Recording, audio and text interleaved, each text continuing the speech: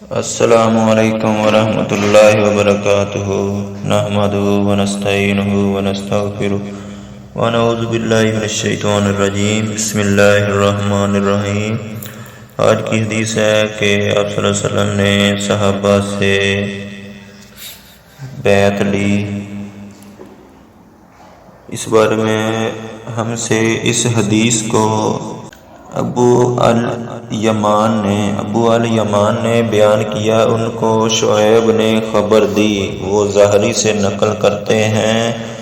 انہیں ابو ادریس عائذ اللہ بن عبداللہ نے خبر دی کہ عبادہ بن صامت رضی اللہ عنہ جو بدر کی لڑائی میں شریک تھے، وہ لیلۃ العقبہ کے 12 نقیبوں میں سے تھے۔ فرماتے ہیں کہ رسول اللہ صلی اللہ علیہ وسلم نے اس وقت جب آپ کے گرد صحابہ کی ایک جماعت بیٹھی ہوئی تھی، فرمایا کہ مجھ سے بیعت کرو اس بات پر کہ اللہ کے ساتھ کسی کو شریک نہ کرو گے، چوری نہ کرو گے، زنا نہ کرو گے، اپنی اولاد کو قتل نہ کرو گے، اور نہ عمدہ کسی پر کوئی ناحق بہتان باندھو گے، اور کسی بھی اچھی بات میں خدا کی نافرمانی نہ کرو گے۔ جو کوئی تم میں اس عہد کو پورا کرے گا تو اس کا ثواب اللہ کے ذمہ ہے، اور جو کوئی ان باتوں میں سے کسی کا ارتکاب کرے اور اسے دنیا میں اسلامی قانون کے تحت سزا دے دی گئی تو یہ سزا اس کے گناہوں کے لیے بدلہ ہو جائے گی، اور جو کوئی ان میں سے کسی بات میں مبتلا ہو گیا اور اللہ نے اس کے گناہوں کو چھپا لیا تو پھر اس کا معاملہ اللہ کے حوالے ہے، اگر چاہے معاف کر دے اور اگر چاہے سزا دے۔ عبادہ کہتے ہیں کہ پھر ہم سب نے اس سب باتوں پر آپ صلی اللہ علیہ وآلہ وسلم سے بیعت کر لی۔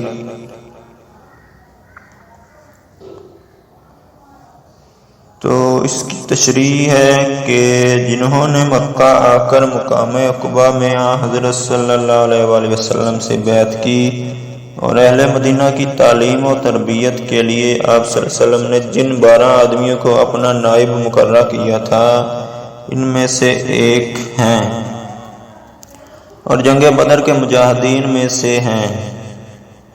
34 ہجری میں 72 سال کی عمر پا کر انتقال کیا اور رملہ میں دفن ہوئے۔ صحیح بخاری میں ان سے 9 احادیث مبارک مروی ہیں۔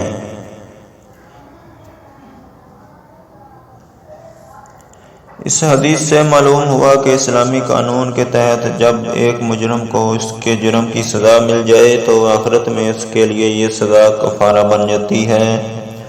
دوسرا مسئلہ یہ بھی معلوم ہوا کہ جس طرح یہ ضروری نہیں کہ اللہ تعالی ہر گناہ کی سزا دے، اس طرح اللہ پر کسی نیک کا ثواب دینا بھی ضروری نہیں۔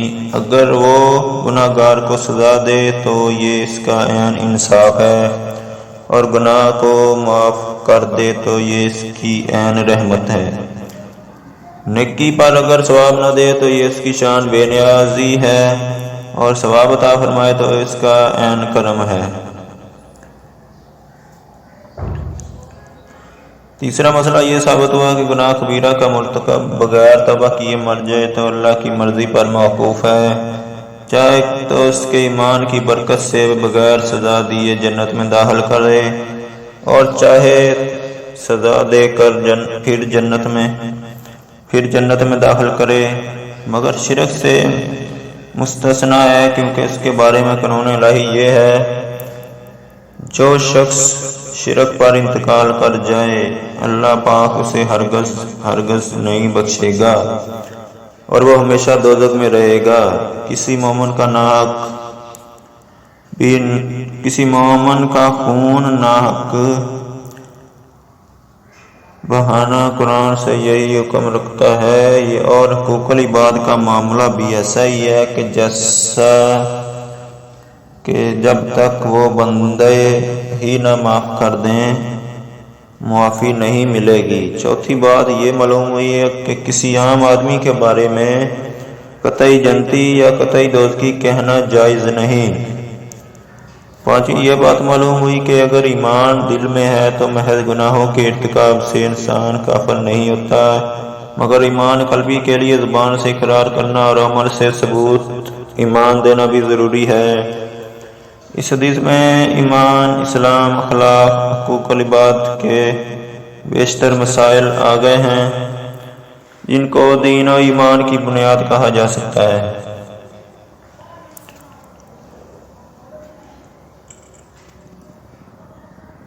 اور حدیث اول میں انصار کا ذکر کیا گیا تھا، یہاں یہ بتلایا گیا کہ یہ لقب ان کو کیوں کر ملا۔ اس کی ابتدا اس وقت سے ہوئی جب کہ ان لوگوں نے عقبہ سے مینا کے قریب حضرت صلی اللہ علیہ وسلم کے موافق امداد کے لیے پورے طور پر وعدہ کیا۔ لفظ اصحابہ کا اطلاق زیادہ 40 پر ہو سکتا ہے۔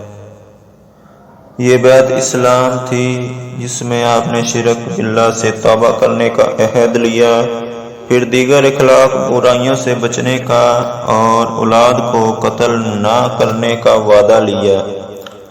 جبکہ عرب میں یہ برائیاں عام تھی، بہتان سے بچنے کا بھی عہد لیا اور نے اصولی بات پر عہدہ لیا کہ ہر نیک کام میں ہمیشہ اطاعت کرنی ہوگی۔ معروف ہر وہ چیز جو شریعت کی نگاہ میں جانی ہو، اس کی ضد منکر ہے جو شریعت سے نگاہ نفرت سے دیکھی جائے۔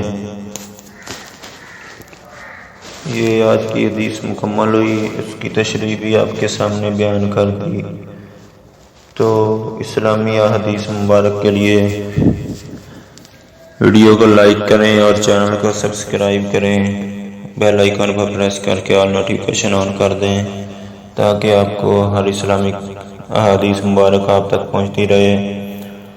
تو نیکسٹ ویڈیو میں نئی حدیث آپ کی خدمت میں پیش کروں گا، تب تک کے لیے اجازت چاہتا ہوں۔ اللہ حافظ۔